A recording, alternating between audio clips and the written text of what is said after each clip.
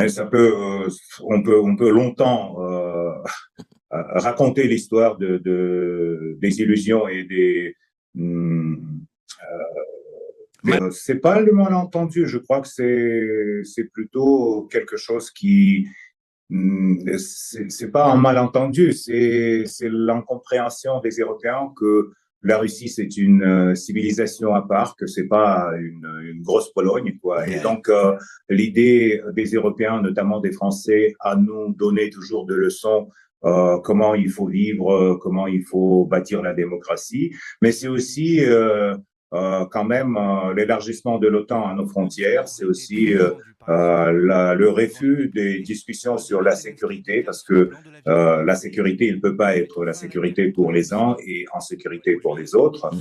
Et donc, tout ça, ça a amené d'abord au discours de Vladimir Poutine à Munich, à la conférence sur la sécurité internationale à 2007. 2007, oui. Il a ouvertement dit que soit vous arrêtez avec les doubles standards et on Mhm. commence à coopérer ouvertement, soit cet antagonisme va progresser.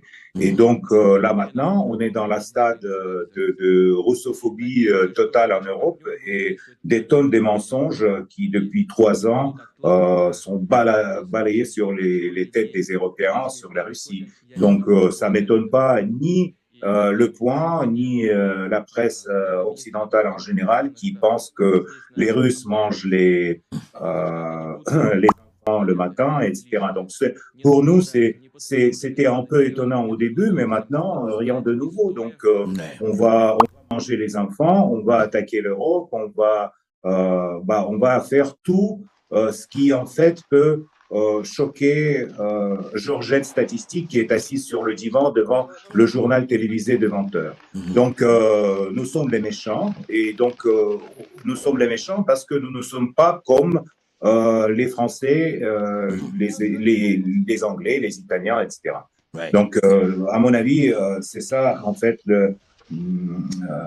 l'incompréhension totale. C'est ça le début. C'était encore dans les années 90 parce que l'Europe a pensé, comme d'ailleurs les États-Unis, que Ouais.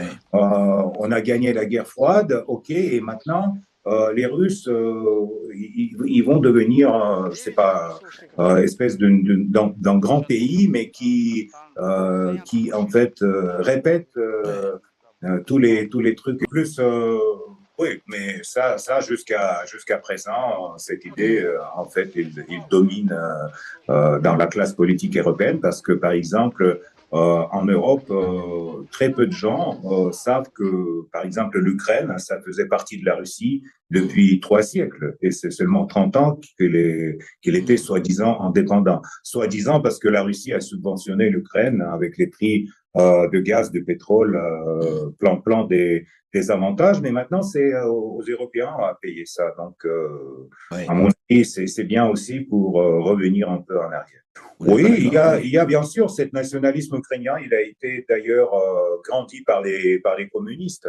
Je Mhm. vous rappelle que l'Ukraine elle-même, Mhm. elle a été construite par Staline et Lénine quand ils ont pris la crayon et ils ont rajouté les régions russes avec le prolétariat qui était la classe Ouais. très, selon les communistes, Absolument. très bien. Ils ont rajouté ça à des régions de l'Ukraine avec les paysans. C'est Mhm. juste pour équilibrer un peu.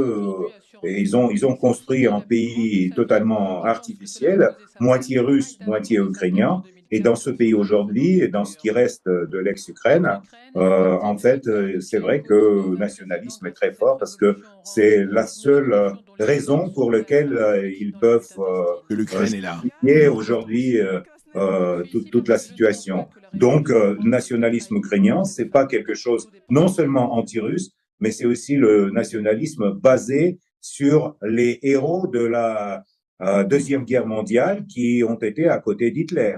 Donc, c'est comme un peu en France, imaginer un peu nationaliste français avec les portraits de Pétain Oui. ou, je sais pas, Vichy sur les drapeaux. Non, il faut juste comprendre que n'importe quel nationalisme ukrainien et l'idée d'indépendance de l'Ukraine, ça fait partie de l'idéologie de Bandera.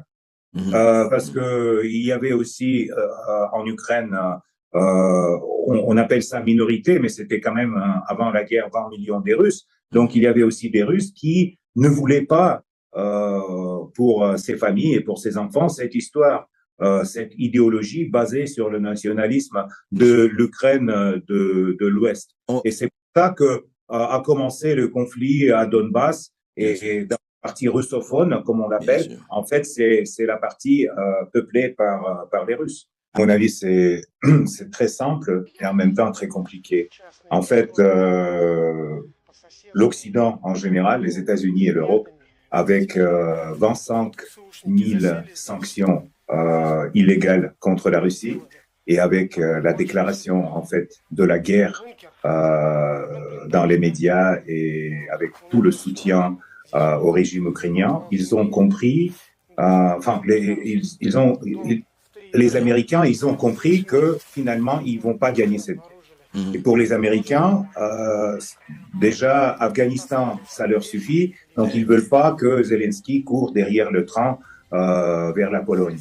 Et ils ont profité, Trump a profité de la situation pour, en faisant la partie de la coalition anti-russe et en fait en tête de la coalition occidentale, il a fait un pas en arrière et il a dit « Je suis un médiateur. Bonjour.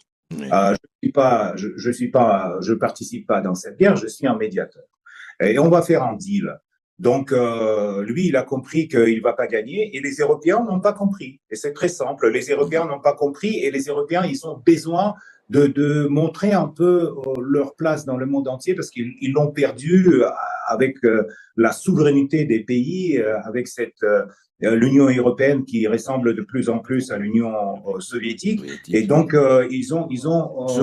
les Européens, ils ont fait maintenant l'espèce d'une tentative de retrouver un peu leur place. Mais malheureusement, c'est bien dommage pour l'Europe, mais c'est impossible parce que déjà, rassembler assez de l'argent pour acheter l'artillerie pour l'Ukraine, vous y n'arrivez pas sans les Américains. Avec les Américains, ça passait quelquefois, mais maintenant, sans les Américains, on n'arrive pas. Kaja Kallas dit une chose, Macron dit une autre, et cette espèce de fanfaronnade, malheureusement, n'a rien derrière, parce que toutes ces réunions des coalitions de volontaires, toutes ces déclarations sur la présence des soldats français sur le sol ou des avions britanniques aux frontières de l'Ukraine, malheureusement, c'est impossible d'organiser et de faire sans les Américains. Et donc là, maintenant, quand les Américains, ils ont un peu reculé, l'Europe,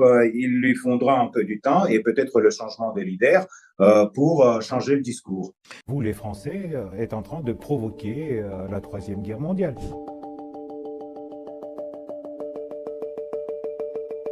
Vous vous foutez de ce que dit Emmanuel Macron. Exactement. Et quand il vous dit qu'il est prêt, éventuellement, à ne pas se fixer de limites. On s'en fout de ses limites. On s'en fout de Macron, de ce qu'il dit Macron. On s'en fout de limites de Macron. Et on va tuer... La France reste une puissance nucléaire. Vous l'avez en tête. Tout à fait, avec 200 missiles. On va tuer tous les soldats français qui vont venir au sol ukrainien. Tous. Parce qu'aujourd'hui, il y en a, durant le conflit en Ukraine, 13 000 mercenaires, dont 367 Français, et dont 147 ont tué tout le monde. Moi, je préfère d'être plus ou moins clair. Évidemment, on va tuer les soldats français ou les soldats de l'OTAN qui vont venir en Ukraine. Parce que quand aujourd'hui, c'est toujours, vous savez, tous les guerres et tous les incompréhensions commencent par les jeux du mot. Quand on dit l'agression de la Russie qui n'était pas provoquée, c'est la mensonge, parce que c'était provoqué par l'élargissement de l'OTAN. Quand on dit on va préserver la paix avec les soldats européens sur le sol ukrainien, c'est la mensonge, parce qu'on ne peut pas préserver la paix sans l'accord de la deuxième partie qui participe dans la guerre. Donc, sans l'accord de la Russie, et la Russie ne donnera jamais son accord à la présence des Français, des Britanniques ou des, je sais pas, Oui. est-ce que vous avez encore des armées en Europe? Des Polonais ou autres. Oui, oui, le Polonais surtout, oui. Oui. On donnera jamais l'accord à leur présence. Et pour nous, la présence des mercenaires étrangers sur le sol ukrainien, cela dit que l'OTAN fait la guerre contre nous. Donc, évidemment, on va les tuer. Mais on va les tuer pas avec les couteaux, avec les missiles, avec l'artillerie, avec tous les moyens qu'aujourd'hui on utilise pour éliminer la défense ukrainienne sur le front. On n'avance pas. Hein. Si vous avez remarqué, la Russie fait pas cette guerre pour les territoires, parce que si on voulait les territoires, alors c'était l'autre chose. On pourrait agir comme les Américains, par exemple, ils ont fait en Irak, quand ils ont rasé avec la flamme à une vingtaine de kilomètres avant, et après il avançait avec l'armée. La Russie aussi a des moyens techniques de faire ça.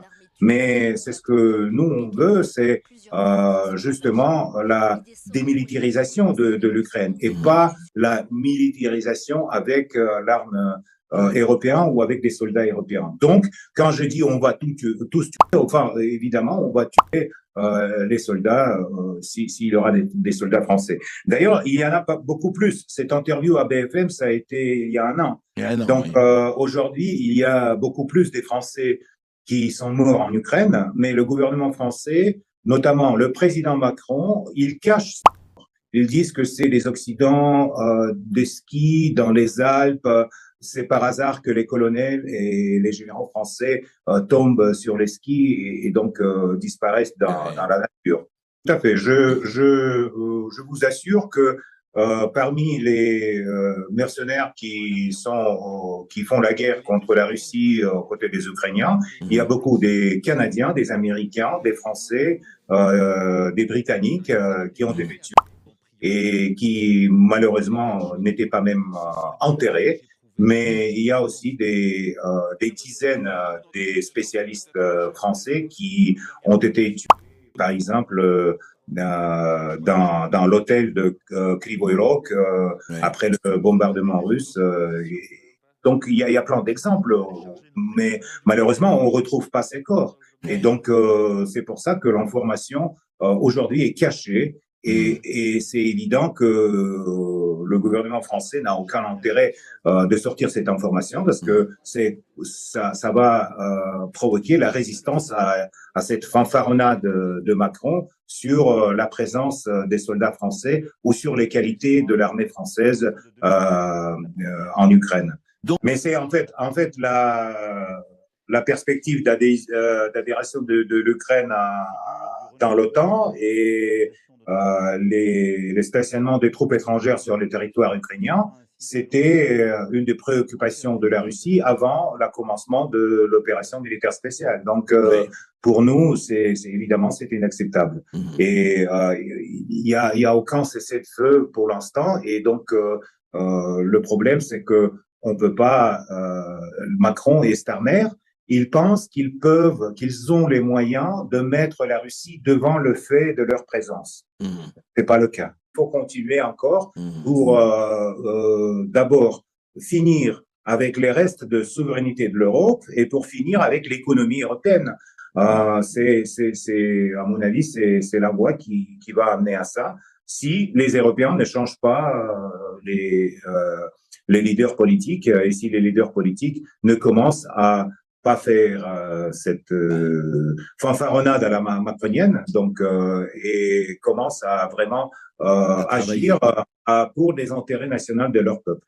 Mais ce qui concerne la guerre nucléaire, comme j'ai déjà dit à BFM, en fait, la situation n'a pas changé. Pour nous, c'est très simple. C'est une raison de sécurité de notre pays et de sécurité de futures générations. Si vous avez les missiles nucléaires de l'OTAN, par exemple, à Kiev, il arrive sur le territoire russe en 3 minutes. De l'Allemagne, il arrive, ça prend 10 minutes. Donc, quand même, c'est ça la différence et c'est très simple.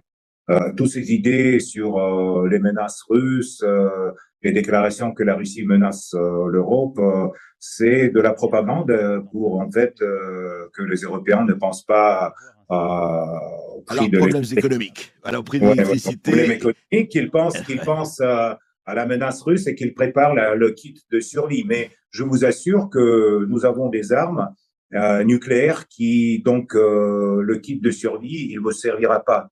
Hein, donc, c'est très vite. Ça passe très, très vite. Vous n'arrivez pas même à retrouver dans la pancarte le kit de survie.